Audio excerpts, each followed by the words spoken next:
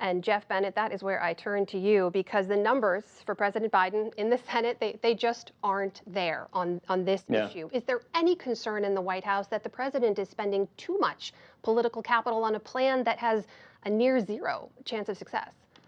It's such an interesting point that you make, Amna, because I can tell you based on my reporting, one of the reasons why President Biden hadn't invested more fully in this issue of voting rights much earlier in his term, the way many voting rights advocates and members of the Democratic base wanted him to, was because he knew that this was the likely outcome. He knew how intractable this entire process was, in large part because there were not the votes in the Senate to move this legislation through regular order. And of course, Kirsten Sinema and Joe Manchin, those two senators, their stated positions on having a carve out in the filibuster to move the legislation through with 51 votes, their stated positions on doing that had not changed. And so I thought it was particularly interesting that just really an hour before President Biden made his visit to the Senate, where he was hoping to sort of prod and cajole and persuade those Democrats in the Senate to get on board, you had Kirsten Sinema, a first-term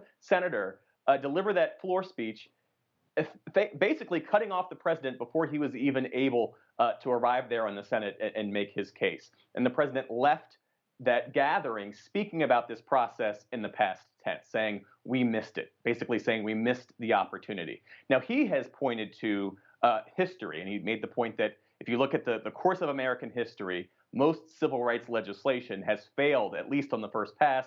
But to quote him, he says, we always go back and we try to get it, and hopefully they can get it on the second pass. But really, there is no plan B right now. There is no legislation. There is no executive action that can meet the moment, that can really address the problem that exists right now as Democrats see it, given that you have 19 states having passed 34 laws, that number is expected to grow, that not only make it harder for people to vote, but also inject partisans into this process that should be and has been, for the most part, apolitical.